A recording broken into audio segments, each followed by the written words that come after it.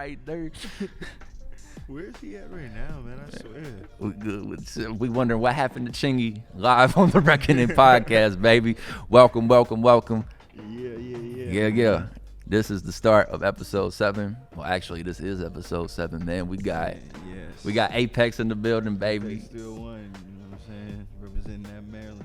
You know what I'm saying? That Gaithersburg, most importantly, you know what I'm saying? But soon to be worldwide, you know? But I'm here with a great man, you know what I'm saying? Y'all need to stop hating on him. You know they hating. Y'all, man. I swear, man. Y'all need to stop hating on him. You seen the comments on the internet. Yeah, look, man, Facebook get rowdy. Man, people been, you know the internet give people, I should be the one really to talk on that. And the internet give you, you can say anything, you know what I'm saying? You can say anything to anybody at any moment.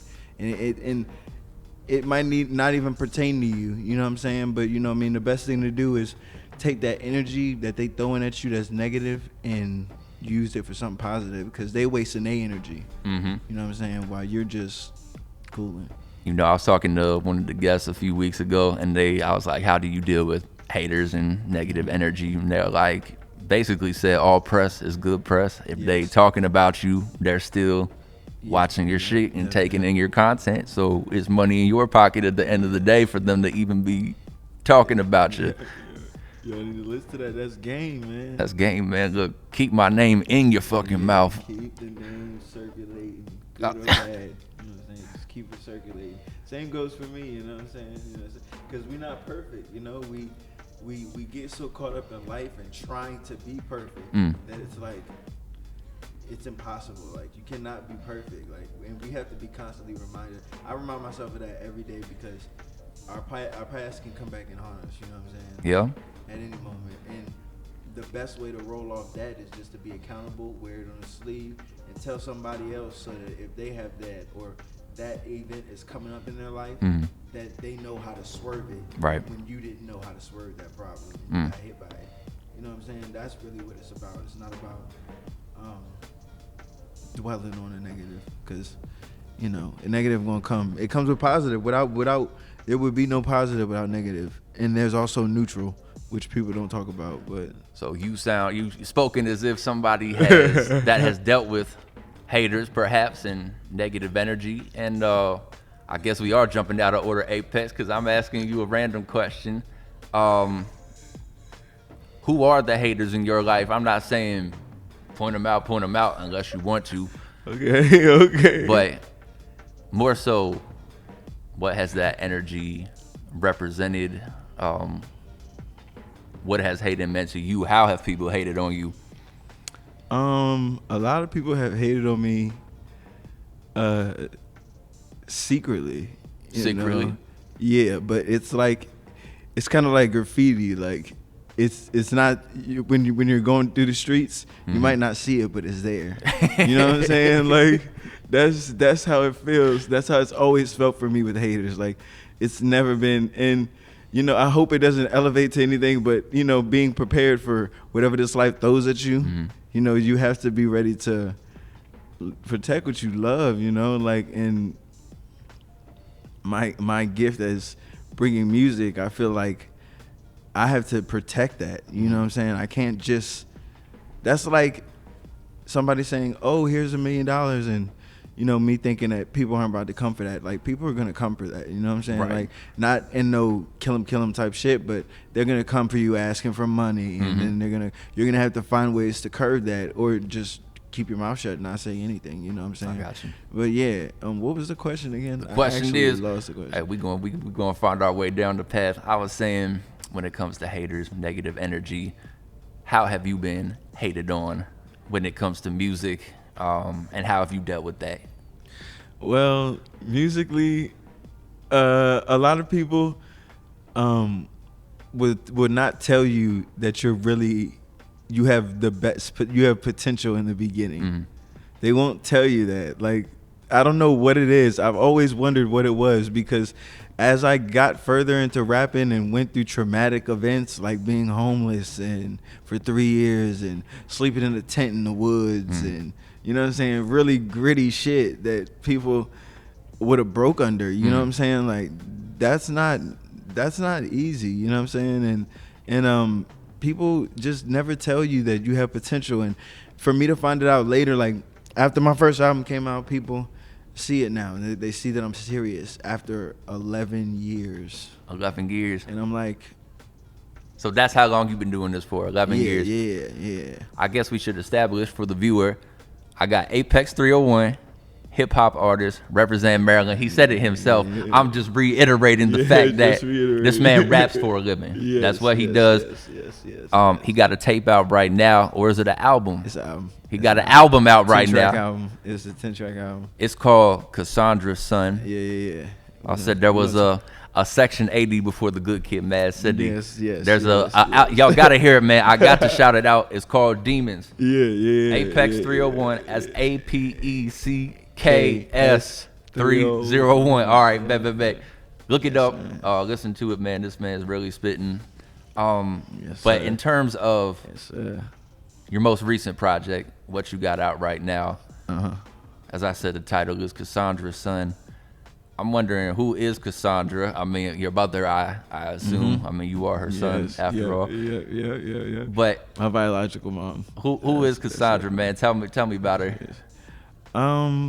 Cassandra, to me, well, first of all, shout out to all my mama's boys out there, man. You know, we don't want to admit that, you know what I'm saying? We want to be tough and shit, but I think that there's a lot of people out there that can relate to what I'm saying. Like, your mom is everything to you when you're younger, you know what I'm saying? Mm-hmm. She is everything to you. You want to protect that with everything. And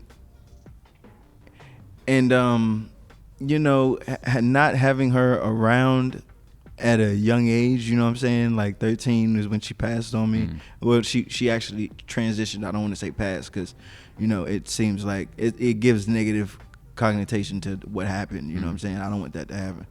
So when she passed on me, I blame myself a little bit because she struggled with drug addiction and alcohol and stuff like that, and she was really a warrior that just decided that she didn't want to see me she didn't want me to see her progress in life any further like that.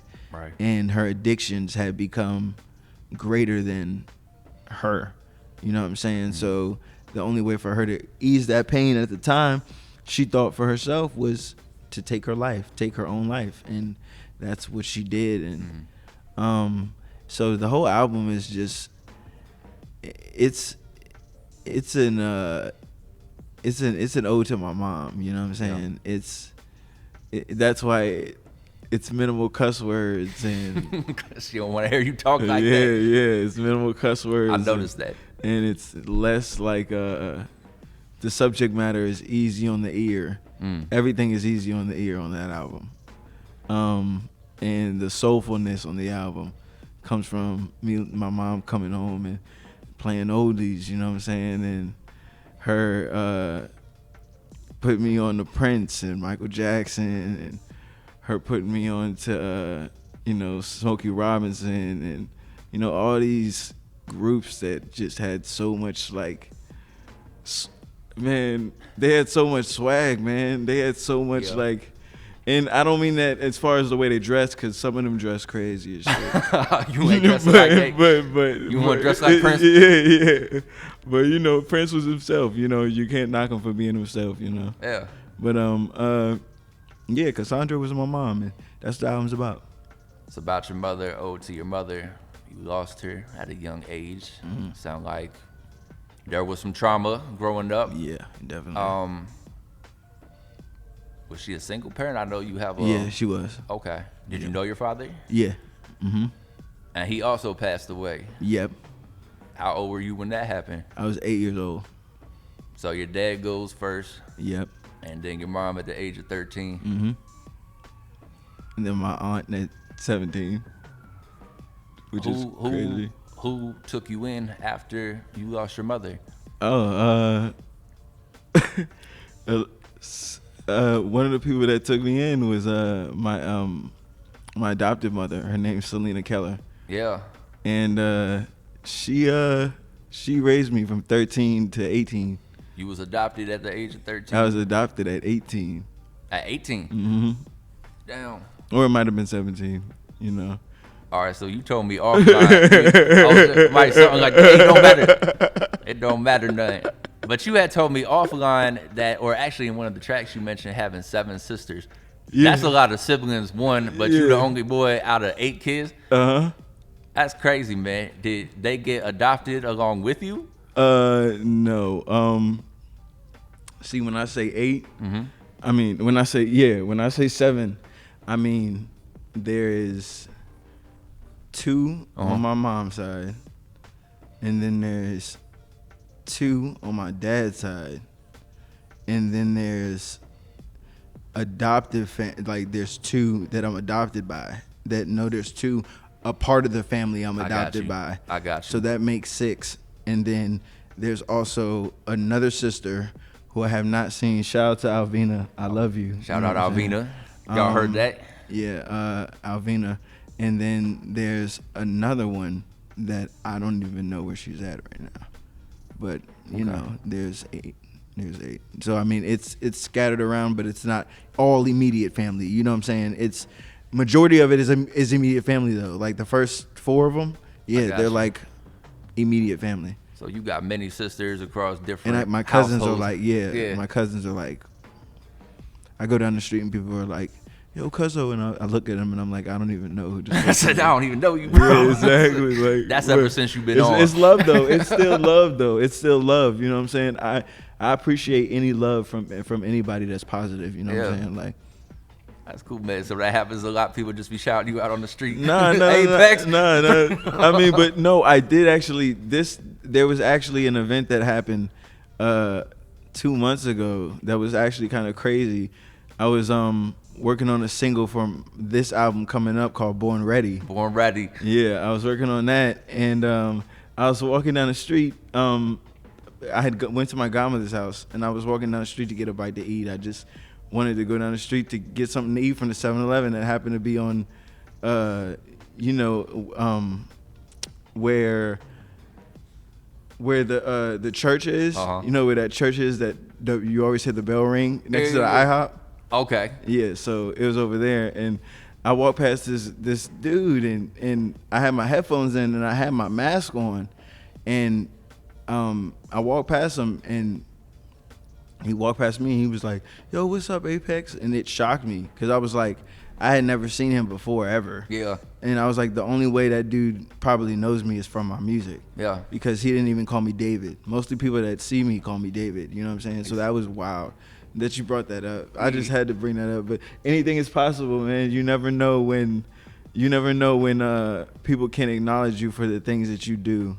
Whether it's rapping, whether it's being a carpenter, whether it's being a basketball player, whether it's being whatever it is that you choose to do in life, somebody's always watching you. So that's true, man. I wonder, people acknowledging you, seeing you on the street, whatever. How was the reception when it came to the first project versus the second one? Like, okay, how have people? What was the feedback been like? You mean Demons, or you mean both of them? Demons, man. People were patient with me, but they grew impatient with me. Definitely. They grew impatient? Yeah, they did. I actually felt that energy when I was making that album, because I was homeless at the time. Yeah. And I was in the trenches, like really homeless. Like, I don't mean like I had somewhere to lay. Like, my family knows about this. Like, if any of them are watching this, they know what happened. I was on the street, and I had nowhere to go, and I was literally, that album was, and it's crazy because that's how I knew I was made to do it, because the first album took 6 years of my life. 6 years to create. That's so, Demons took 6 years. It not even intentionally. Yeah. It just happened to happen that way, because I was still questioning if I wanted to do it while being homeless. You know how challenging that is? You said you was homeless for 3 of those years. Yes. So you're making the music, takes 6 years. 3 years you was homeless. Yes. How were you able to still create under that type of circumstance? The love for it, man. That's all I can say, man. Love of the game. It's a desire to be something. You know what I'm saying? To become more than what you are. You know what I'm saying? And it's really, music has always been there when nobody was around for me. Always. It's always there. Like, even after this interview, you know what I'm saying? It's gonna be in my ear. You know what I'm saying? Like, you know what I'm saying? Like, it's literally always there. And for the artist that loves the music enough, that's all you need. Wow, that's powerful, man. So I'm trying to think about your life, and so you sleeping in a tent out in the woods. So like, what, you would go to a studio and record and then go back to the tent? I would in and out of hotels sometimes. Okay. Like the tent would be times when I had no money, like completely nothing. And that was actually a span of probably like a couple of weeks, probably like 3 weeks or something like that. And I remember I was walking back over there. Man, you know, the government is crazy, man. I mean, speak on it. Come on. I was walking back to go actually to where I lived at the time, which was I'm not gonna tell anybody, but it was we're not gonna bring back that far. No, but it was in the woods, you know what I mean? And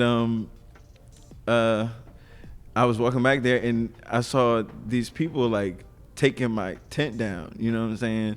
And I saw them and I like kind of like turned the corner and like turned around and went the other way, because I was like, if they see me, I'm probably gonna be like, they're probably gonna be like, that's the reason why that's there. And I just got scared. So that was the last time I did that. Oh my God. But yeah, that was I was able to create because I just love it. I love a challenge. When people say impossible, I love that shit. You know what I'm saying? I really love that shit. Like, cool, man. Some people don't like it. Some people give into somebody saying that's not realistic. Whenever somebody says that, or somebody says like, it's not possible, it's because to them it's not possible. You know what I'm saying? I'll say. And that's it. You know, it's not really about you when they say that to you.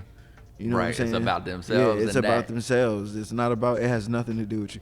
Because I used to do that. I used to reflect, like, not to a point where it hurts people to the maximum, but, you know, like I said, everybody has done dumb shit and hurt people. You know what I'm saying? And I think the accountability and being able to move on is how I was able to persevere through all that. So you said in the past, it's like you might have hurt people in your own way, but you've changed as a person. Yeah, for sure. And you figure other people can change as well. Because, you know, change is inevitable. I don't care how much you try to run from it. You're going to change, you know what I'm saying? You're going to go from being happy to being mad to being neutral to being sad, you know, that all around. That bar about to say, that's a bar right there. Quote that. You're going to go from, you're going to change. It's just going to happen. And sometimes you might go back to where you wish you would never be. You know what I'm saying? Oh, and man. I don't mean that in a way to manifest that, but that is true. Sometimes you can end up where you was before. You know what I'm saying? And you don't want to do that. No. Go back. No. But if I had a chance to start over as an MC, and I knew that I was gonna go through what I went through, I most likely would have did it all over again. You would have done it all again? Yeah. Change nothing? Nah, because it made me so ill. Yeah, come on, man. I like that. Like, it made me so, like, and that's what I try to tell my friends that don't know what they want to be, and, you know, that are at home and, you know, and staying with their parents. Well, first of all, if you're staying with your mom, you need to take, man, you don't even need to look at that as being negative anymore, because, like, coming from somebody who lost their mom early, that presence is priceless when it's around. Yeah. Like, and when it's around in the flesh, you know what I'm saying, where you can see it, you could touch it, you could hug it, all that. You know what I'm saying? That's when people need to really open their eyes, and I try to remind myself of that every day, because we all human, you know what I'm saying? We get ungrateful, you know what I'm saying? Yeah. That's the reason why there's sitting and then there's repenting, you know what I'm saying? It's, you know. That's the progression. Yeah. The change. But that's powerful, man. I just keep thinking about your mother, how painful that must be. But I think she would be proud of you. Yeah, for sure. I I'll get say that all the time. What you have accomplished, man, because your hustle is just something that breathes out of you, or just you exude this charisma, this confidence. It's like you said, it made me so ill. I was like, damn, that's powerful. I'm like, he knows it. He knows it. You know what I'm saying? And not everybody has that type of confidence that it's like you Teflon, Yeah. At this point, stuff just kind of bounces off of you. Yeah. I've been, dilly out kind of dancing around this topic, man, but I think it's important to bring up. Okay. You told me, and I think you mentioned it, I heard it in a bar today. You said there was nothing straight about you. I was like, what do you mean he not straight now? I'm like, this man, all right, you a gay rapper, dog, for the people. Yeah. I said, let's put it out there. But, and I told you this on the phone, man. I told you this on the phone. I'm like, but you a street rapper. You make music. I make that's music. hard. That's hard. There's no Lil Nas X. Nah. We hold up. Shout out to Nas X though. You know what I'm saying? I like Old Town Road. I did. But we two different people. We have two different stories, and we come from two different backgrounds. And we not the same. A lot of people like to compare things because, first of all, I think comparing is flattering. It's like imitation. You know what I'm saying? When somebody like imitates you, because when I was younger, I used to intimidate a lot of rappers. Like you can ask anybody that knows me. Like I used to imitate so many rappers. Like, but it was because I was trying to find out what my style was, which was wrong. I was trying to find out what my style was in their style, which was wrong. It was hurting me. You know what I'm saying? It was hurting my progression. I was losing who I was in the music, because it's possible to lose yourself in the music. That's why Eminem has that song. But what you mean by that? It's possible to lose yourself in the music. It's possible to really start listening to what these people are saying and doing what they're talking about. Okay. Subconsciously. I mean, like, Yep. listening to something, and then a couple of days later you end up doing it, and then you think about it a couple of days later, and you're like, I was listening to that song, and then I did this. Music is powerful, man. Music. That's why I feel like I feel blessed that I'm able to make the music. But like you said, man, I am homosexual. You said that, yeah. But I'm not a gay rapper. I'm a rapper that's gay. I said, but not a gay rapper. Yeah. So do you think Lil Nas X is a gay rapper or a rapper that's gay? That's tough. I don't know, because I don't even know how I would answer that question. Because right now though, I hate to say it though. Right now, it's mad trendy to be gay right now, and I'm not saying that like it's cool, because like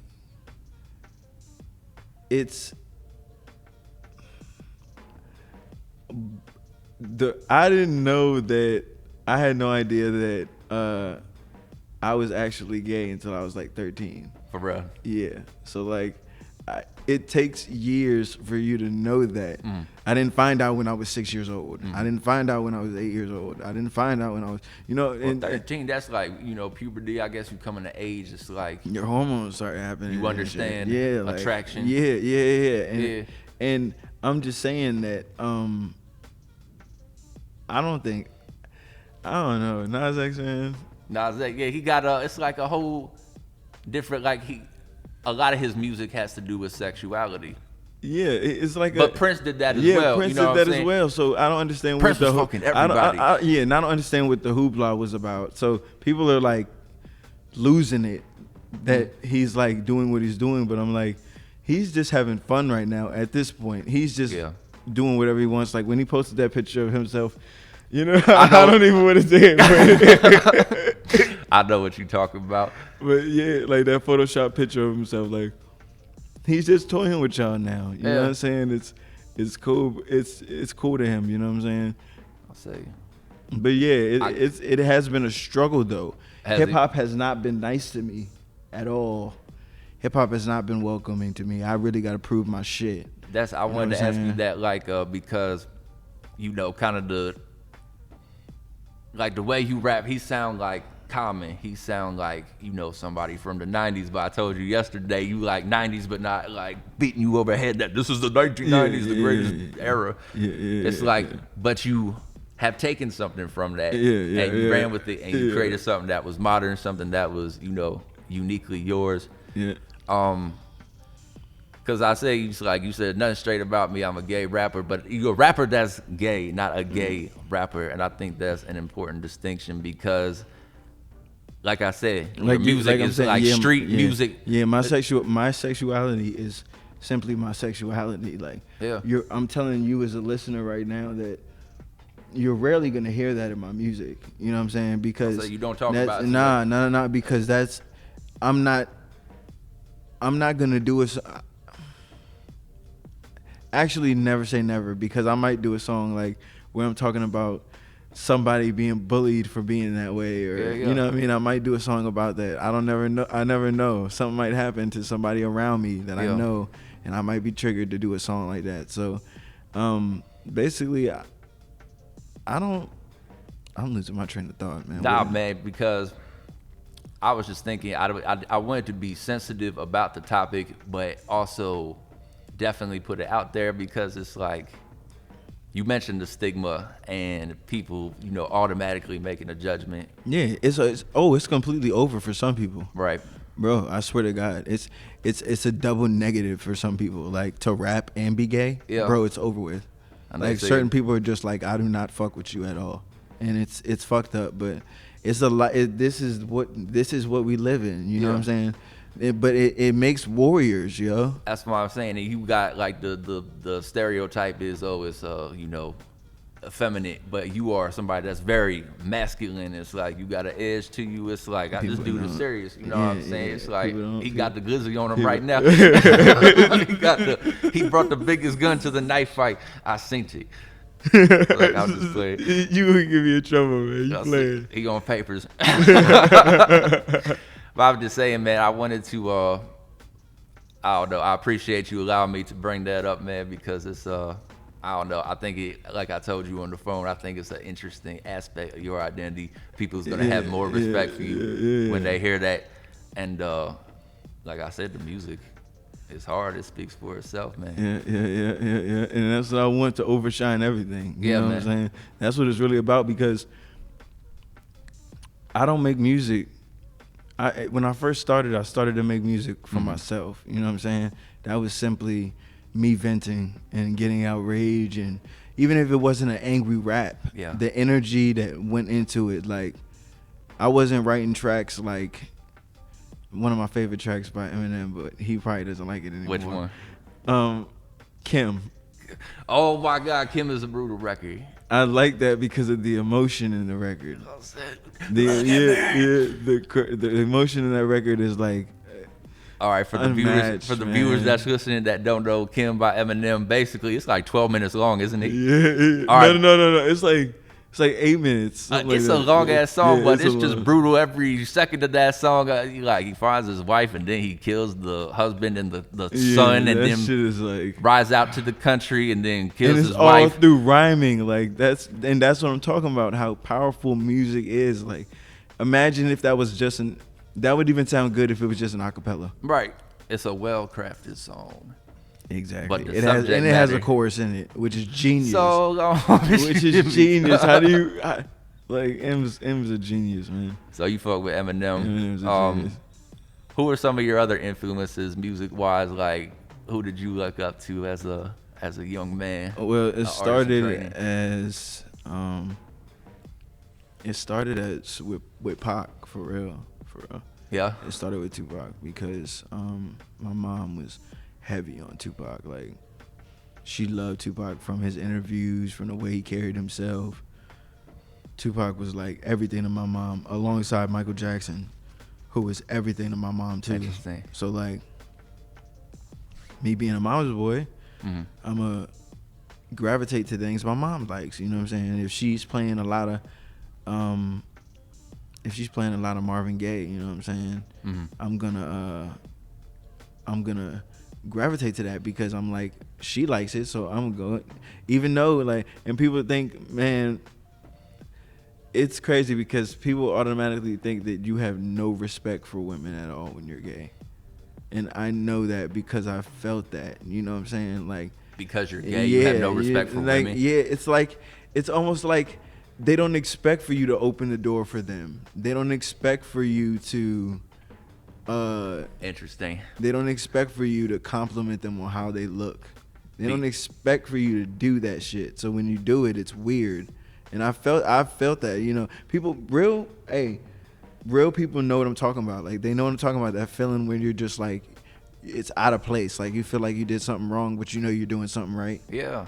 It's like, I felt that. Like, and it's fucked up how people are sometimes like that. But hopefully I can change that shit. Because I feel like you need a new face for something. Right. We've been seeing the same face for what I've been seeing is we've been seeing the same face of this community for a long time. The like, gay community. Yes, like it's so much now that it's becoming a stigma, and it's I'm not saying we should care what people think. We should not. You know what I'm saying? We should be living our lives. Right. But I'm saying it's putting people in a box that don't deserve to be there, and then it's causing unnecessary hatred. Like, you talking about the stereotype of what a gay person looks like being feminine. That's why I lost all my friends really at the beginning. Like, all my friends at the beginning automatically thought I was going to turn out to be like that. And it's nothing wrong with being like that. Right. But I'm just saying. But you don't naturally have those inclinations. I don't. It's like you still a man, much so. But they thought like that's what scares them. And I'm saying, like, why is that fear even there? Yeah. If we're Somebody all told human, them that. like, I don't know where it comes from, but a lot of people have it, and like we said, especially within hip hop, that shit ruins. And then they think you automatically are like garbage. There's certain people that think you're automatically garbage.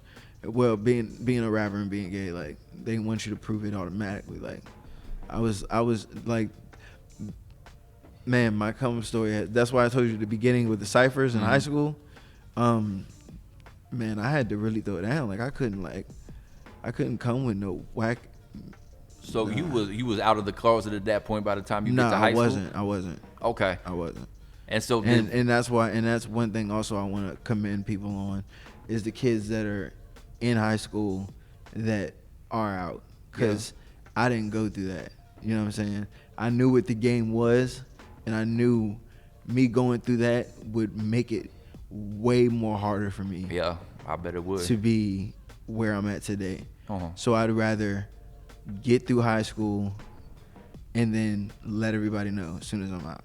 So you feel like even like the music and the ciphers, like if you were to reveal that aspect of yourself, you feel like you would not get the respect that you was after? I wouldn't have. Like, nope. Nope. So that's why I tell people, like, we're not perfect as humans. Mm-hmm. We're not perfect at all. We all literally do something for acceptance. Like me not telling people I was really gay when I knew I was at the time I was in high school rubbed a lot of people probably wrong.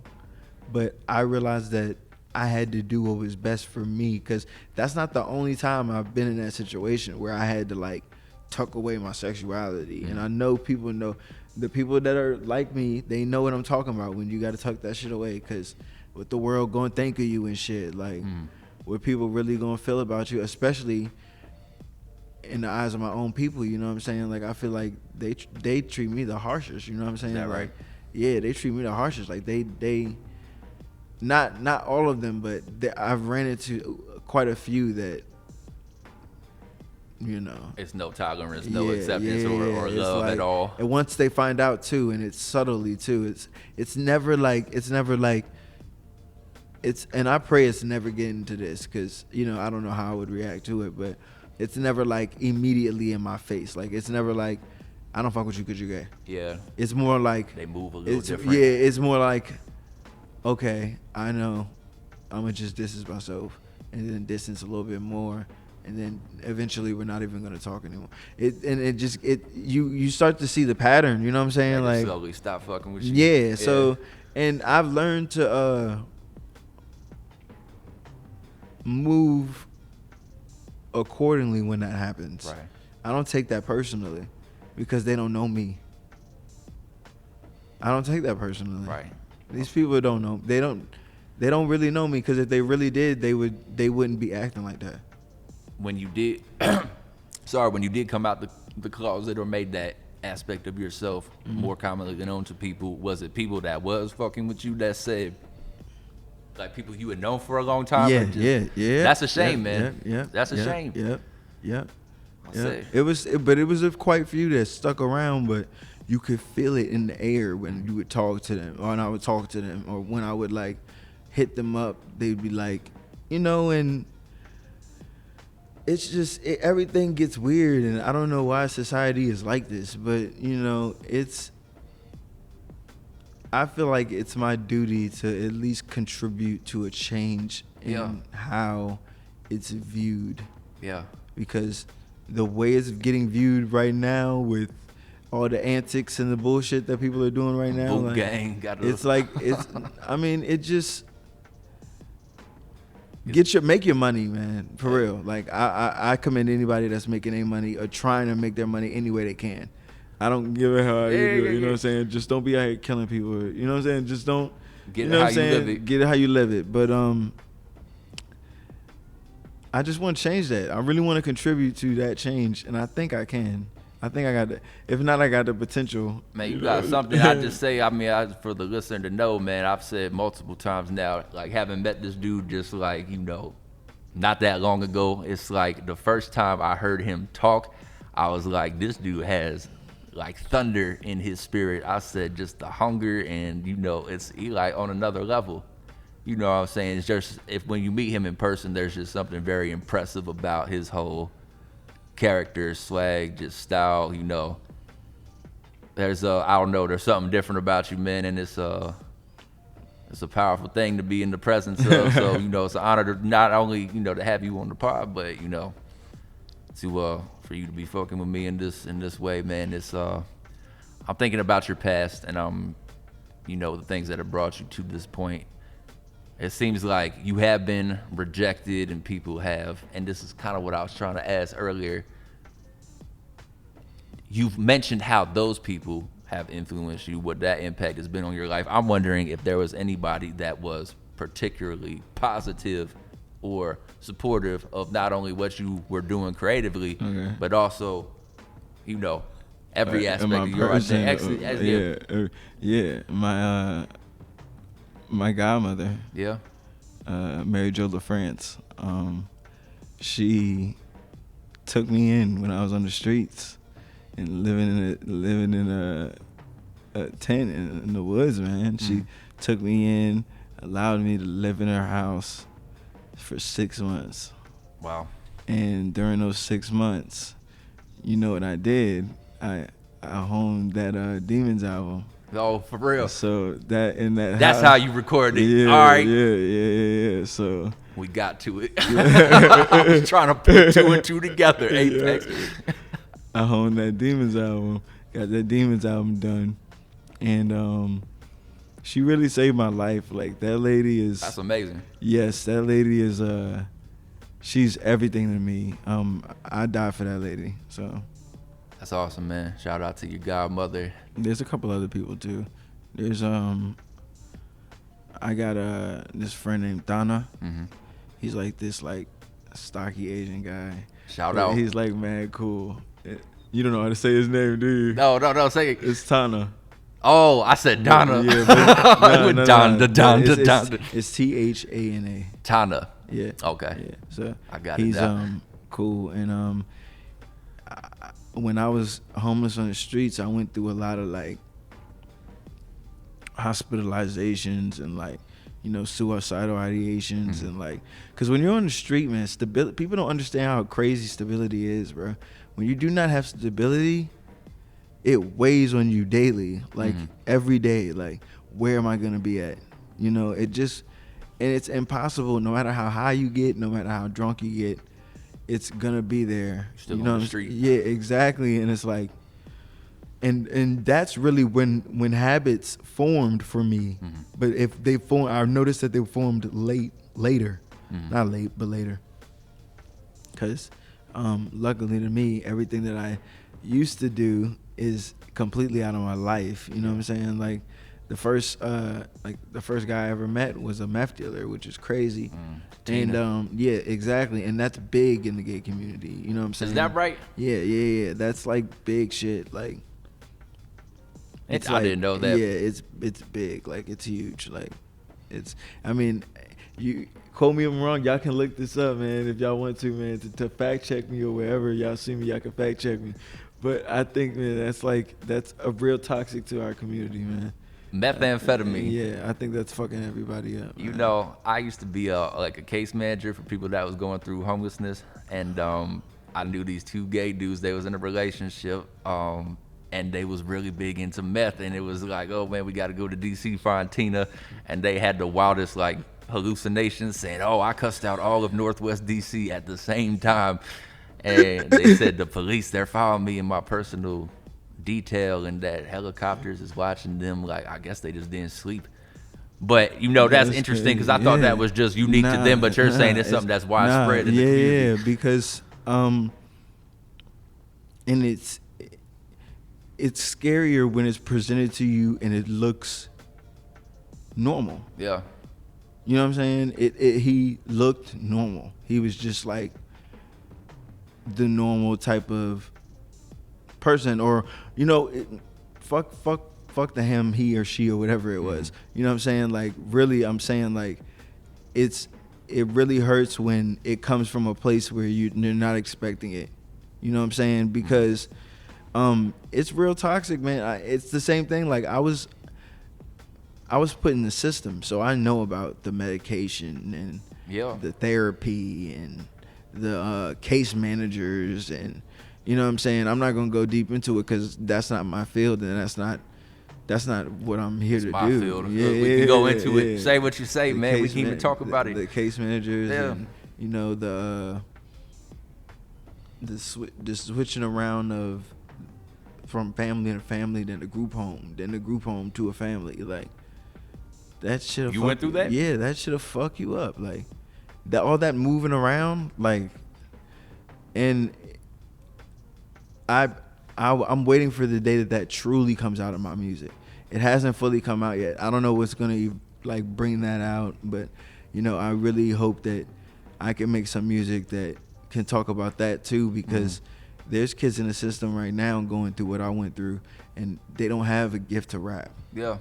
They don't have the gift to do what I do, so I have to really like people gotta watch what they say, man. People don't be watching what they saying, man. And you can manifest it. I literally manifested myself off the streets. Literally, like dreamed myself off the streets. You know what I'm saying? That means my dreams came true. You know what I'm saying? You know what I'm saying? Like where did you pull from? Like, is that energy just like natural within you, or is it, you know, where did you get that? It comes from losing everybody. Yeah. And so you had yourself to rely on. Yeah, it comes from losing everybody around you. Yeah. Everybody. And I mean everybody. I don't mean like one or two people. I mean like literally everybody. And being like that for weeks, you know what I'm saying, on the end. Like, it really challenges your mind to love yourself fully. Yeah. Like, even the ugliest parts to you. You know what I'm saying? Because that really, it sounds cliche, and I'm sorry to say it, but man, you really got to love yourself out here, man. Yeah. Especially in the state I come from, Maryland. Maryland, if you're not mentally smart or mentally like reaching for something, you can be caught in normalcy in Maryland. You know what I'm saying? Like, we do a lot of that here. Normalcy. It's okay to be caught in normalcy if, you know, that's just was your fate, and a higher power just said, you know what I'm saying, like, this is what you're gonna do. You're gonna be average. Yeah. Like, but I doubt that that's really what's happening. You know what I'm saying? I think there's just like people just got caught in normalcy and stop believing in their dreams and chasing it, or they let people dictate their dream, which I think is the worst thing to ever do. Because that's like when but it basically comes from me losing a lot of people. So you don't feel like nobody's dictating your dreams at this point? you feel like you're totally free when it comes to creativity? No, because I have people I have like a couple people hanging on to words. I'm saying People are like fans of yours? Yeah. Okay. I got people hanging on to words, like, so I gotta watch what I'm saying because they're getting accustomed. They're starting to, they're starting to identify my sound. Yeah. Because when I first started, nobody could identify it. I was just really nice. I was a real nice freestyler. Like, I still am. Like, and y'all rap. He like that. He like that. Come on. Yeah, like, I still got what I got. You know what I'm saying? Like, but I'm saying, it started off like, what was I saying, bro? I said, look, we high as hell, y'all. I ain't even gonna cap. We shouldn't have smoked the paper before this interview. But we getting some good stuff, and yeah, I think what we were talking about was where that comes from. Yes, going through what you've gone through, seeing what you have seen, deciding to create. Despite that, it's like, I don't know. It's a challenge too. Yeah. It's challenging. It's literally like, it's like looking at going on a big ass zip line. Yeah. And being scared of heights. I mean, literally, like having a fear of heights. Like, and your friend's like, "Come on, man, let's do it." And you're starting to climb up the thing, and you're like, "Oh shit, I'm actually about to go up there." Yeah. And your brain's racing and shit like that. And then you're just like, you get to the top of it. You get to the top of it, and you're just like, "Man, come on, man, jump, jump, jump." And you have that split moment of like, you can jump or you can like fuck this whole thing up and possibly fall off this possibly jump. Die. Yeah, exactly. So it's like that was the moment. That was a moment for me. Mm-hmm. Every day I was homeless. Wow. And that's how I was able to create, because I'm not gonna wake up every day feeling like that. Yeah. I was like, no. I was like, nah. I'm not about to feel like a homeless man. Like, I'm not, and no offense to anybody that's homeless. I'm just saying, I'm not gonna let life beat me up and degrade me of who I truly am because of some societal bullshit. And there's the unfortunate thing is, most people do not rise above that situation. They become caught in a cycle. No, I couldn't do that. Couldn't do it. And that's why I believe in angels, man. I really believe that they're angels. And even if they're not labeled angels, because angels is locked to religion, and religion is a sensitive topic. So like, even if they're not angels, there's things here that give you signs of where to go. Yeah. You just have to look around. Like, you really have to just look around, because and it'll be bold signs. Literally, it'll be right in front of your face. Yeah. And you'll be like, oh man, and as quick as it comes by, is as quick as it can go. Yeah. That's why I said, back to the lightning in a bottle analogy. It's the same thing with life. Like, that inspiration. It just, when life gives you lemons, you gotta make lemonade. Make lemonade, country time lemonade. Make sure you put enough sugar in it. Well, I say, you somebody that was able to build your lemonade from scratch. I think life gave you lemons, and you made your own sugar out the situation, man. It's like, lots of respect for you. You talked about people that's hanging on your words. Is there a certain message that you're trying to send out with your music? Is that even in your mind while you're creating? Course. Yep. What is that message? Equality, man. Equality? Yep. Okay. Equality, no matter what you are. You know what I'm saying? We need to stop looking at each other as, different races and, the human race. You know what I'm saying? So I think that's better than anything. Mm-hmm. I think the labeling needs to stop. And I'm not saying I'm going to stop it. I'm saying I'm going to contribute to it. Mm-hmm. You know what I'm saying? I'm already contributing to it now. If people are watching this, which people will be. Yes, I know they see the all most this. popping fucking podcast in the whole motherfucking world. The reckoning. It's popping.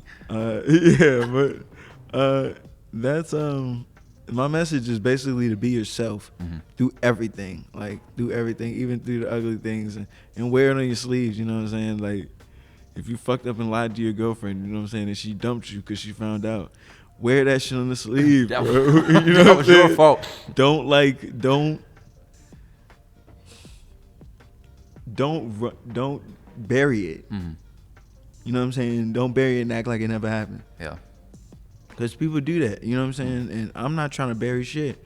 My flaws is fucking in front of you. You know what I'm saying? Right now. You know what I'm saying? And I want people to, and I also want people to know that it's okay to mess up. Mm-hmm. You know what I'm saying? And you gotta, it's how you bounce back. That's how you bounce back. So, Big Sean bounce back. yep, exactly. All right, Apecks, I ask you about your audience. Is there anybody that you're rapping to in particular? Ooh, this is a good one. Rap is your job. This man, he don't work a 9 to 5 like some of us. Some of y'all not working at all. But this man definitely is working. I'm wondering about the money-making aspect of being a professional rapper. How do you make it work? And what would you tell a younger artist that was thinking about either quitting their job, dropping out, and saying, I'm going to pursue my dream? How are you doing it? Nah, I'm telling you right now, man. You need to stay in school. Real talk. Stay in school. No. I'm not even saying that to be cliche. I'm saying that to be real because part of the reason why I've had opportunities to be a great audio engineer, and I've had opportunities to do a lot of things like go to community college, and you know what I'm saying, but my love for music was so strong that I couldn't do anything else that wasn't music. And it made me look slow. Really? To a lot of people, yeah, it did. It made me look like really slow. And this guy's a bum. He don't want to work. Yeah. Like completely like lazy, like, you know what I'm saying? Like scum of the earth lazy to some people, you know what I'm saying?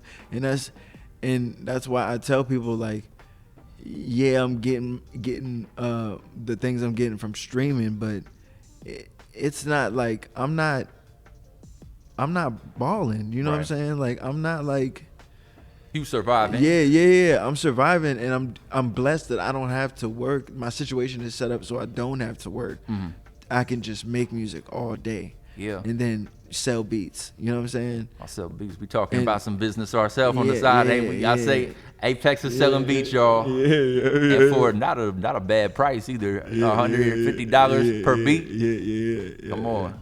Hit them up after this, man. It's that soulfulness. It's that raw, fabulous. But DM me on Instagram, Apecks301. You know what I'm saying? Apecks301 on Instagram. Shout him out.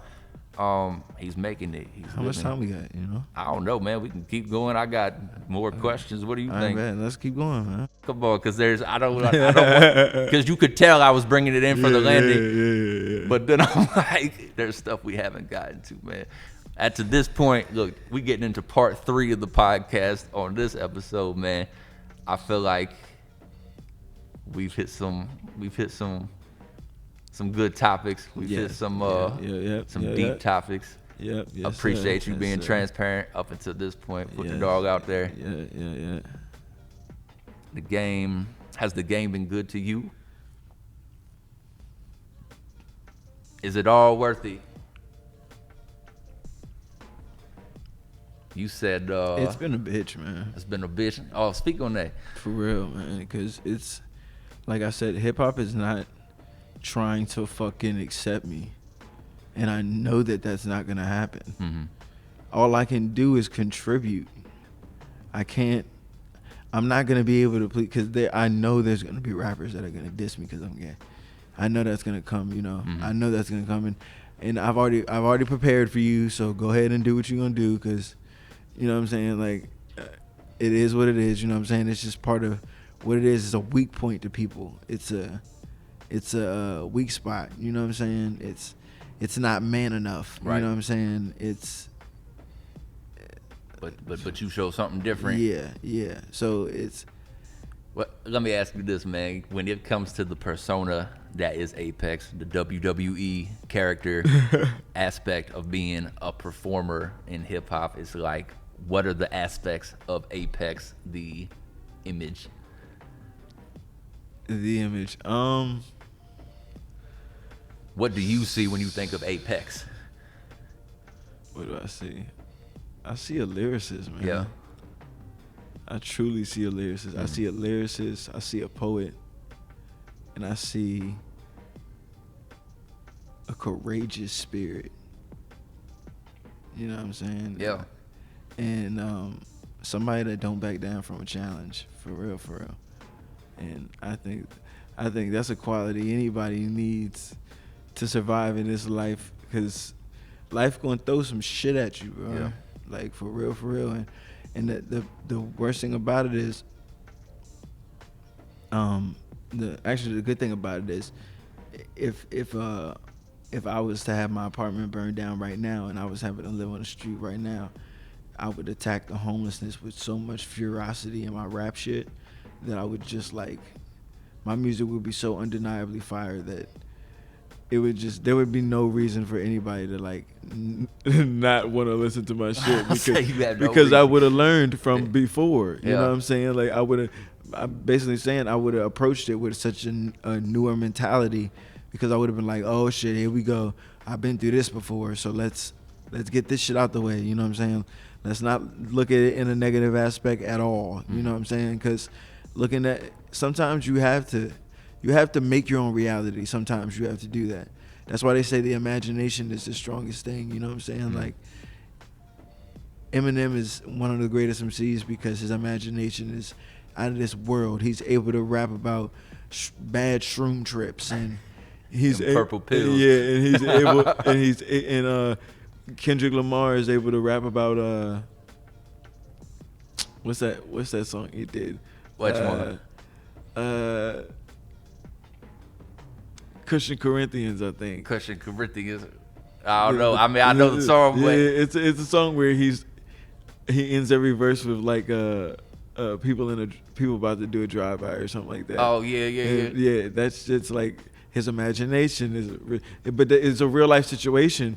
But the way he's able to articulate that and put that to paper and display it on a track. Yeah. In like the form of a narrative. I mean, it's great art. You know what I'm saying? Man. He deserves a Pulitzer Prize. He already got that. Oh yeah, he did get one of them. Yeah. Shout out to Kendrick, man. Yeah, for sure. All right, shout out to my female MCs too. All right, speak on it. Shout out to Jean Grace. Shout out to Lauryn Hill. Shout out to Rhapsody. Shout out to MIA. Shout out to Missy Elliott. Shout out to man, we'll go with Nicki Minaj, man. She's the queen, they say. Yeah, man. She's ill, man. Do you feel like women get respect in hip hop? I feel like my struggle and they struggle like got their similarities, because it's that same old like, oh, you weak type shit. You know what I'm saying? Like, and it's that underdog. It makes people into fucking underdogs, man. Yeah. That's all it does. Like, if you pay close attention to any of the greatest, they're underdogs. I'll say that's how they start. Yeah, they're underdogs. They're people that you probably would never think that you would walk by, and you would never think that person is about to be at the Grammys in like 4 years, winning something. You know what I'm saying? Not getting nominated. You know what I'm saying? Just nominated. But being nominated is dope though. I shout out to Corday, because you know, he got nominated, which is dope, and he's from Maryland, so. He's from Waldorf or something. Yeah, but that's still, you know, that don't count. We don't know where Waldorf is. Nobody can name what county is Waldorf in. If you from Maryland, put me in the DMs, man. What county is Waldorf? I can't find it. You're not hating right now. You don't think you're hating right now? I'm not. Am I hating right now, Apecks? You think I am on Waldorf? A little bit. I mean, I've never been out there, so I don't know. Never been. I don't know. But shout out to Corday, man. Shout out to Corday. Shout out to Corday. I would never want to hate on Corday. He's talented. He's mad talented, and you know, don't twist my lines or anything, but I think he's one of the dopest coming out of Maryland right now. I think so, because he's one of the biggest artists. Yeah, and I'm saying that humbly. You know what I'm saying? Like, I'm not saying that because I'm just catching on to his trail of old music. Yeah. Because when he was coming up, I was so focused on me. Mm-hmm. And, you know, that's righteously so. You know what I'm saying? Like, that wasn't me being selfish or anything. But, yeah. Do you feel like Corday is a DMV artist? You know what I mean when I not anymore. I think he spread. I think he has fans that are like worldwide. You know what I'm saying? Like on a Logic tip. I say because people like Wale, they put on for. You know, Wale worldwide too. But People don't believe. You in know that. he from the district or from the Maryland area. I didn't know Corday was from Maryland. I heard he was. I don't know. I heard he was from Suitland, but I don't know. Maybe I got it wrong. Huh. Well, shout out to him, man. I I ain't trying to hate on Corday or YBN nobody. Me neither, I got. We don't want no smoke with YBN. I think they fell apart though. I mean, I was about to ask you the other YBN. Like we were talking about, change is inevitable. Like change is inevitable. It's just gonna happen. You know what I'm saying? And for real, I think they're dope either way because they have already established their names, and to me, that's already winning.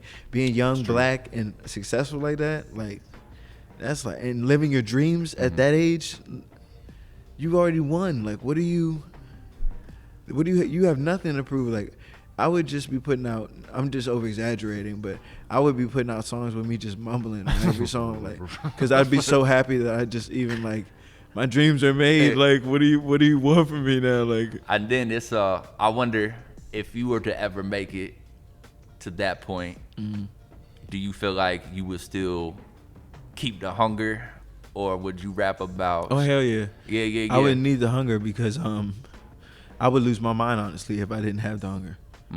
My music, it's already stemmed from that.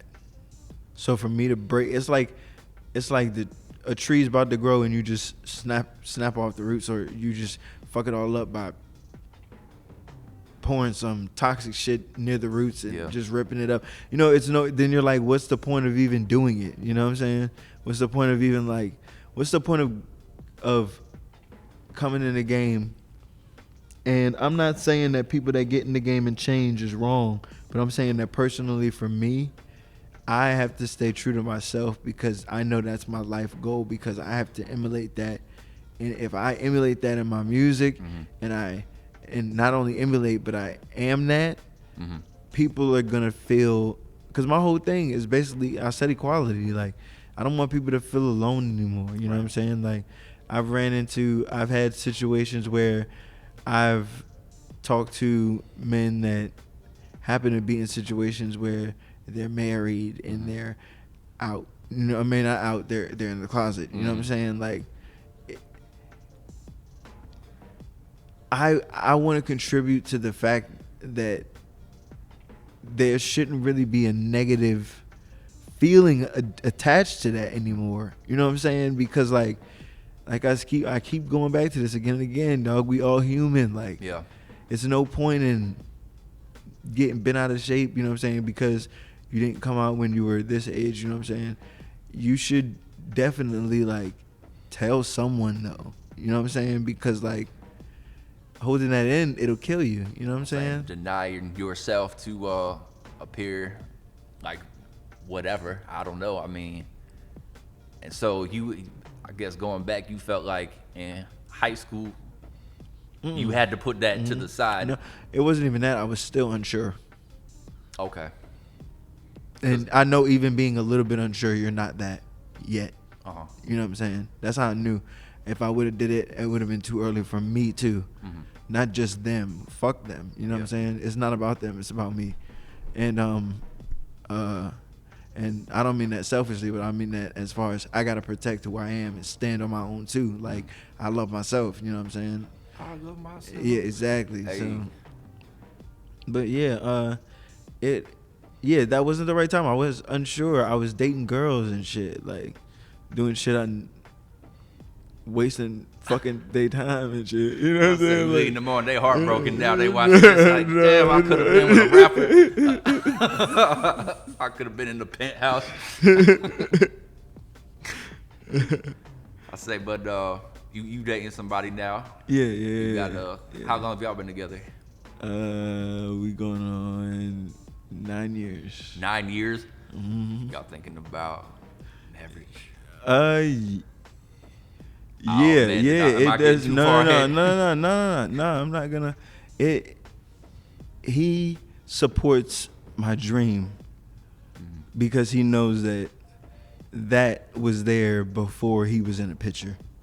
He respectfully respects it. Honestly, the funding for the first album for Cassandra's son was partially his. You know what I'm saying? Like I wasn't able to. I mean, them stimmies did good. You know what I'm saying? But I wasn't able to do what I wanted to do with the money. I had to pay rent, and I had to get by. I was behind on a phone bill, and I had other things I had to do. But he was able to help me fund the album because everybody. I'm gonna say this. Everybody seems to think that every track on the album is produced by me. Oh, I was gonna say no. You don't make all your own beats? It's not. Okay. There's 3 cuts on there that are produced by me. Okay. But the soul sound that you hear is definitely my pocket. So that means any sound that you heard on that was soul sounding was my pocket. Yeah, I felt like it was pretty soulful throughout, even when it wasn't like a direct 70s sample. There's like a because I didn't want people to get it twisted. I do make beats though. Don't get it fucked up. I can make some hot shit. You know what I'm saying? But I eventually want to get to the point where I'm making all my shit, but I still like to work with other people. You know what I'm saying? I don't want to be this. You're not about to be J. Cole with no features. I don't want to be. Not even that. I just don't want to be. I don't want to pass up on something that I could possibly make together with somebody. You know what I'm saying? Like, cause that's crazy when 2 collaborative MCs come together and the chemistry is there. Like when Jay-Z and Nas came together for Success on American Gangster. That wasn't supposed to happen. Man, or when they did Black Republican. Man, that shit was that's some classic ass shit. I said, because both of them are timeless and great in their own way. Yes. And they was beefing, and for them to squash that, that's what the game needed. That's what we needed, man, and coming together. But yeah, he's mad supportive, and I get a lot of backlash from him too. Y'all gotta stop that shit, man. Y'all be backlashing because y'all be looking from the outside in, and I don't blame y'all because we do that often, you know what I'm saying? But I get a lot of backlash because he's white, you know what I'm saying? So who? He's white. Who is? Oh, your boyfriend? Yeah. Okay, so that's I get backlash for that too. From who? From a lot of people, man. Like they don't like that you're with a white dude. Yeah, they don't like that shit. Especially like I mean, it's not as bad as it was, but there was a point where I could feel it everywhere. Anything that drives you to be paranoid is not good. Right. You know what I'm saying? So he started to drive me to be paranoid when I was in public with him, because I started to think about how other people would feel around with me and with him around me, even though I was already out. So you see how I'm talking about equality, because I'm talking about how equality, and I'm talking about when I brought up the reference about the guy that was married and had the kids, and that feeling, you know what I'm saying? Like, because I know that spreads worldwide, no matter if you're gay or heterosexual, whatever you are, you know what I'm saying? I know that feeling is universal no matter what it is. Sure. So, I'm losing my fucking train of thought, man. The gelato. Man, that's a vibe, man. No, but what we was talking about was not only are you in a gay relationship, it's also an interracial relationship. Yeah. And you feel like people have looked down on you not only because you're gay, but course, also because you're with a white dude. And so it's like a double-edged sword for you. Yeah. So, and it's gonna grow as I get. All I gotta do is just learn how to. I gotta keep a nice support system around me. You know, I got good people that love me and care about me, and I got my godmother. I got my one of my best friends. You know what I'm saying, Mike. He's like really cool. Like, he's really supportive of everything that I've done, and you know, I really he really wants to see me blow up. You know what I'm saying? And when you have people in your life that do that for you, it really like it gives you, you know, that extra push. You know what I'm saying? But hip hop is not gonna be nice to me. I know that. You know what I'm saying? I already know it. You know, so. And you're not gonna be nice to them. Nah. I have to fight back. I can't be. I can't let life beat me up because of what I am. That's some weak shit. I say. That is like, you can't let life beat you up because of who you are. Like, that's some, you, first of all, you couldn't even control that. Exactly. So it's like, what do you, when people get mad at you about that, you have to really ask yourself, what are they mad about? Like, it has to be about, it has to be about them. You know what I'm saying? Honest, always. I think it's always that. They feel like, oh, it's not natural, it's not biological, it's this and that, but it's like, you know, even from, all right, it's like personal freedom. It's like, if it's not raining on your parade, why would you be upset at what somebody else is trying to do? But it's like, even if it's an affront, it's like you have no right to scandalize that person or marginalize them and make them feel like they're something less than human when it's, you know, that's just evil. That person probably could change your life and you discriminating on them because of what they like to do sexually. And like you say, it's ultimately more their problem. It's like they living with the burden of hate on their shoulders, and it's like that don't feel good. You know what I'm saying? It's their it's like it's not about what they feel. Like, that's what they got it twisted. It's not about, if I went around thinking about what I feel is what you need to feel, you know how miserable I'd be? Because we're human beings. Like, we're so fucking rebellious. Like, that's why you have protests. Yeah, in the street. In the street. Even worse than that, back then you had sit-ins. If people do their research, you know what I'm saying? Like, and we some defiant ass people. When we get to, we don't like to be told no sometimes, at all. So it's like, it's just crazy, man. I really pray that you know, hip hop sees that I'm not a gay rapper. I'm a rapper that's gay. Is that too much to ask, hip hop? Come on, world. You gotta put some respect on Apecks' name, baby. I say he doing that thing. He a monster. I hope you check his music. Do you think I should bring it in for Landon? What you think? Yeah, you got more bars. If you want to, you can. What can the people? I got a couple more questions. What can the people expect from Born Ready, the album coming out? When's it coming out, man? It'll be dropping early, if not late May. Early, if not late May. Y'all keep an eye out. But definitely May. All right. All May long, it's gonna be Apecks season, and this gonna be a hot summer. And my birthday is May too, so I'll say. I already know it's about to be. I'm about to be celebrating. Come on, turn up for his birthday, man. It's about to be great.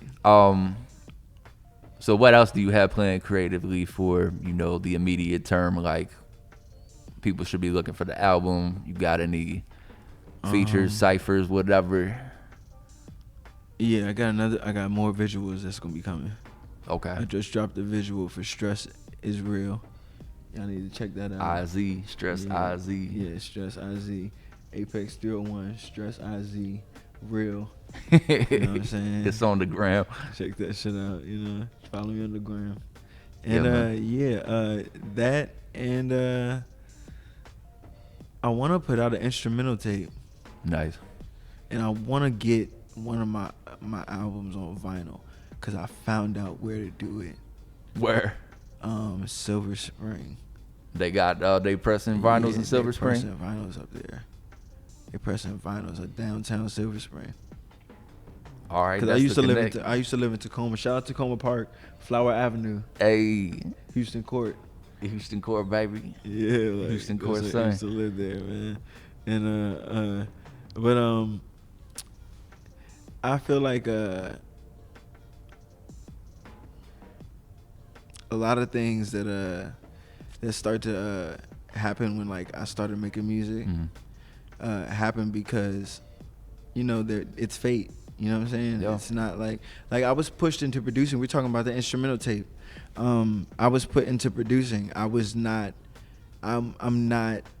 the greatest pianist, but I can sample really good. There it is. You know what I'm saying? I'm not like the greatest bass player, but I know how to manipulate certain things and make it sound like a bass. You know, I'm a lot of things I substituted for because I had to learn on my own. Right. Which goes back to me giving advice to the younger people that want to do music. If you want to do music, do it because you love it and you know you're not going to let go of it. Because that's what I had to learn. I had to learn that the hard way, because like there's certain times when you're out in the cold and you're like, man, do I really love this shit? It's a test. I'll say, but the answer always yes. And, you know, an instrumental tape, and after Born Ready,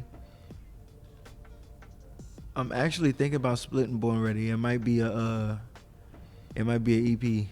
Yeah. It might be an EP because I have a lot of songs, and I don't want to just. How many songs? Like 15. 15 songs. So that would be a long album. Yeah, that's why I don't want to because the Durrich. Shout out to Earl Sweatshirt too. Earl. Because he's definitely taught me that like my songs don't need to be that long. You know what I'm saying? Like, Oh yeah, he got like the 2-minute ones. my songs don't need to be that long. If they have substance and I noticed. and they're compelling enough and emotionally driven, man, you can knock somebody out this world with a verse. Yeah. Cause And just let that 16 speak for itself. yeah, exactly. Like, you know, I noticed a lot of newer artists are doing that. Like NBA Youngboy, it might be like 2 hooks in a verse, Yep.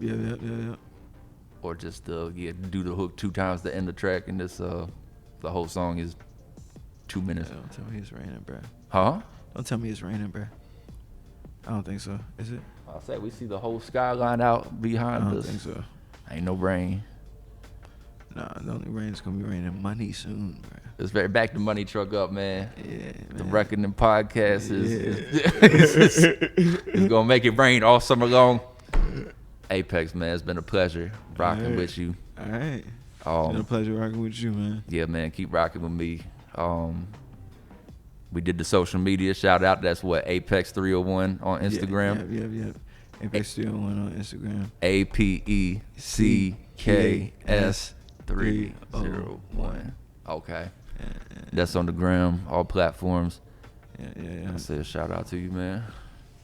Thank you for wrecking with us. Y'all better stop hating too. You know what I'm saying? Stop hating. Stop the hating. I'll say we rising above regardless, though. Yeah, regardless, man.